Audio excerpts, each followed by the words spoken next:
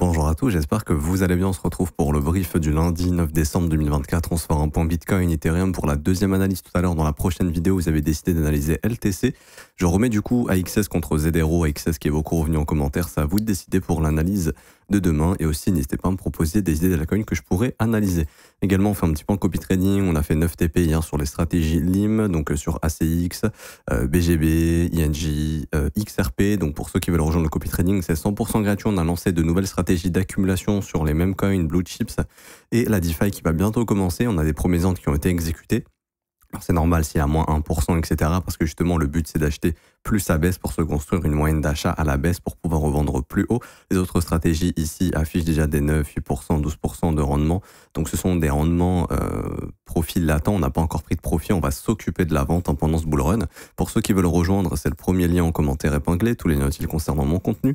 Ça vous ramène sur cette page juste ici. Vous avez juste à vous inscrire sur BitGet via notre lien partenaire. Donc vous mettez mail, mot de passe, j'accepte les conditions et vous créez votre compte. Et ensuite, il vous suffit simplement de remplir ce formulaire ici. Rejoindre copy trading, pareil, vous mettez prénom, email, identifiant BitGet, c'est composé uniquement de chiffres, ça se trouve sur votre tableau de bord BitGet et vous cliquez sur rejoindre et ensuite vous pourrez justement cocher les stratégies qui se trouvent ici dans catalogue spot et dans catalogue intraday. Si vous voulez plus d'infos, vous pouvez venir sur le Discord, on vous met les résultats tous les jours, les nouveautés au niveau des stratégies, etc., etc.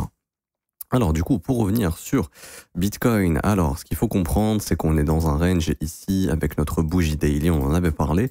Tant que le marché va rester coincé entre cette bougie ici qui est venue faire le massacre au nord et au sud, donc c'était un moyen de liquider les shorteurs sur les contrats dérivés et les acheteurs également, donc ceux qui ont long. Donc on a ici une accumulation de stop qui est en train de se faire. Tous ceux qui sont en train de shorter sont en train de mettre leur stop au-dessus du plus haut des 104 700 $ et tous ceux qui sont en train de long sont en train de mettre leur stop sous ce lot ici à 96 400 $ et sous ce plus bas du coup à 89 422 $. Pour retrouver un mouvement haussier, ce qu'on veut voir c'est Bitcoin qui casse ce mouvement baissier qui a été assez fort et qui laisse derrière lui ici une zone d'inefficience et ça c'est la zone de rejet. C'est ici qu'on a la trace où il y a eu une grosse vente et c'est ici que le prix est en train de maintenir ce niveau. Tant qu'on ne casse pas cette zone, il y a une possibilité de refaire une attaque baissière pour essayer de retourner vers la mèche ici qui s'est formée. Cette grosse mèche ici, juste là, pour revenir travailler cette mèche. Ce serait pas impossible de revenir travailler cette mèche si jamais on y revient, parce que souvent ces mèches-là, on revient faire un petit travail ici. Ça veut pas dire qu'on va y revenir, mais on pourrait éventuellement. En fait, ce qu'il faut comprendre, c'est que tant que le Bitcoin reste entre ce point haut et ce point bas, il se passera absolument rien. C'est-à-dire que le prix va continuer de ranger ici.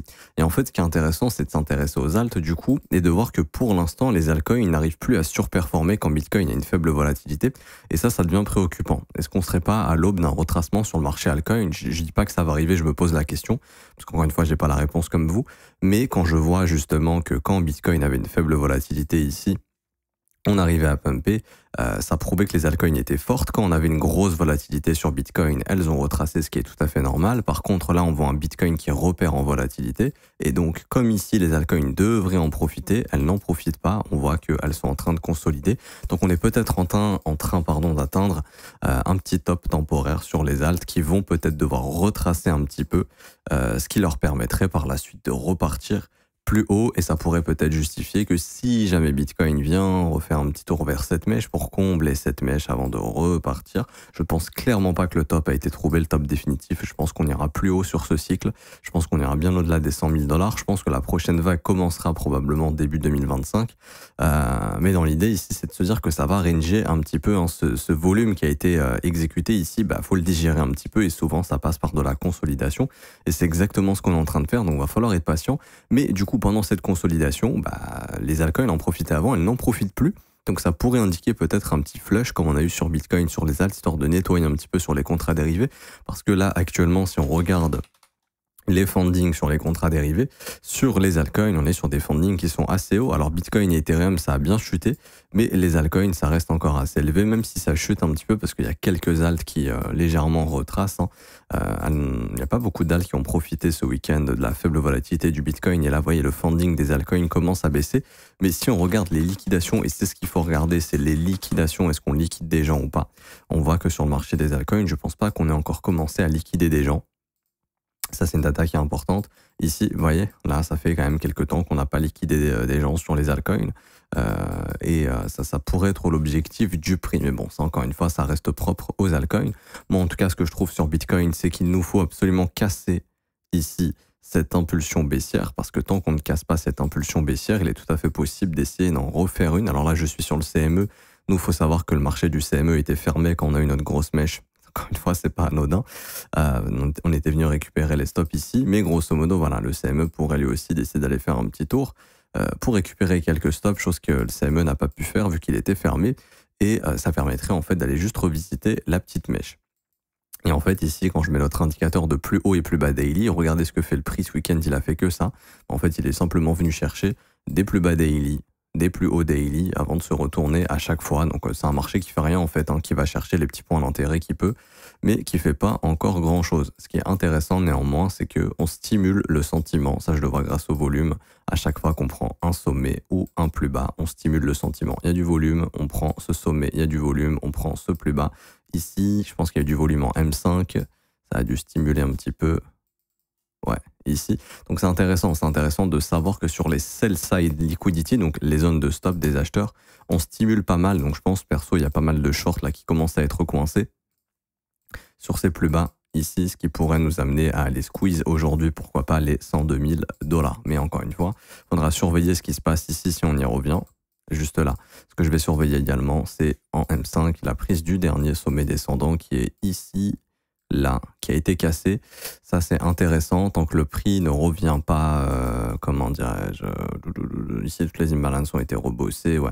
Tant que le prix ne revient pas s'installer sous les 99 200 aujourd'hui, à mon avis, il est tout à fait possible d'aller revisiter cette jambe baissière qui laisse des imbalances baissières derrière elle. Et l'objectif serait de venir chercher ce sommet daily, et ce sommet daily, puisqu'on est venu chercher le plus bas daily de dimanche. Donc là, c'est un bon moment pour essayer d'aller chercher le contre-pied vers les 100 à 1400 et les 102 000 $. Mais encore une fois, ça sera des points d'intérêt où le marché peut éventuellement se retourner pour continuer de rester dans son range et ne rien faire. Ce qui est tout à fait possible, puisque ici, vous voyez, au-dessus là, de ce sommet daily, on a un imbalance baissier. Donc pour moi, je pense que le prix va revenir travailler cet imbalance baissier juste ici. Alors aujourd'hui, j'en sais rien, mais c'est un peu l'objectif que j'ai tant que le prix ne perd pas le plus bas qui a été trouvé. Alors moi, je suis heure de New York, mais pour ceux qui vont avoir l'heure de Bruxelles, on sera ici sur la bougie de 4 heures du matin. Tant qu'on perd pas la bougie de 4 heures du matin, pour moi, l'objectif du prix réside aux 101 500 et aux 101 900 pour revenir bosser cette FVG baissière ici. Et là, ça pourrait faire office, encore une fois, d'un rejet pour qu'on puisse continuer de ranger encore et s'emmerder ici pendant quelques temps. Mais voilà, un petit peu comment je lis le prix. Là, ce matin, je vois un petit signal de retournement qui peut totalement échouer. Ce n'est pas du tout impossible. Ça, on va voir si ça échoue ou non et si on peut aller revisiter un petit peu plus haut aujourd'hui. Mais quoi qu'il en soit, ça restera du range. Donc, vous attendez à rien sur Bitcoin dans l'immédiat tant qu'il ne recasse pas cette bougie de range dans laquelle on est coincé. Pour revenir sur ETH. Alors, ETH, il s'est arrêté quelques dollars avant son point d'intérêt, ce qui m'invite à penser que le mouvement baissier qu'on a actuellement est un piège. Ici, parce que le point d'intérêt d'Ethereum, c'est les 4098. Et le fait qu'on se soit arrêté juste avant, pour moi, c'est un méga piège. Tous ceux qui sont en train de shorter ici vont ajouter des stops et des liquidations. Et ça, en fait, quand le marché s'arrête juste avant, ça peut indiquer qu'il y a de gros poissons qui ont peut-être envie de prendre des profits ici. Alors, je parle pas de top définitif, encore une fois, perso, je pense 2025, on va aller chercher facile les 5 000 $ et plus, mais grosso modo, ça pourrait ici, une fois qu'on vient prendre ce niveau, déclencher beaucoup de buy stop, donc des shorters qui se font sortir, et de gros poissons ici qui prennent des profits et qui aimeraient peut-être acheter un petit peu plus bas. Par exemple, le retag de The Breaker ici, en échelle hebdomadaire, qui est entre 3500 et 3200. Je dis pas qu'on va y revenir, mais c'est un scénario qui est possible, ok. Et du coup, juste ici, le fait que comme je dis, le prix s'arrête avant, très suspect, et on va venir en 1 heure, et moi je vois rien de dramatique ici pour l'instant, pour être honnête. Pour moi, le prix fait pas grand chose ici, il vient juste retravailler cette zone d'impulsion. Personnellement, je pense que au vu du travail de cette zone d'impulsion, juste retirer l'indicateur ici, pour que ce soit un peu plus clean, au vu du travail de cette zone d'impulsion qu'on a ici, à mon avis, et au vu du prix là qui est venu prendre le plus bas d'hier, À mon avis, on a trouvé un petit bottom ce matin sur Ethereum qui nous permettra début de semaine d'aller s'attaquer en confluence avec Bitcoin qui est venu lui également chercher son plus bas daily et qui serait intéressé pour aller chercher la zone que je vous ai indiquée dans les 102 000 $. Ça, je pense que ça permettrait à ETH d'aller chercher les 4 098 $, la fameuse zone qu'il a envie d'atteindre, parce qu'il s'est arrêté juste avant. Et ça, pour moi, c'est un peu du foutage de gueule. Tant qu'on vient pas chercher cette zone, je pars du principe que toutes les attaques baissières sont des pièges. Un peu comme quand on avait vu que Bitcoin consolidait sous les 100 000, on disait la même chose. Toutes les attaques sous 100 000 sont des pièges. Je pense que c'est exactement la même chose et que là on est parti en fait, je pense, le fait d'avoir comblé cette jambe d'impulsion, c'est clairement ce qu'il fallait combler. Il n'y a pas grand chose derrière nous, ça permettrait à Ethereum sur ce dip ce matin d'essayer de repartir et pourquoi pas d'aller nous former un breaker ici qu'on surveillera, parce que cette bougie deviendra bougie de breaker au moment où ça va péter.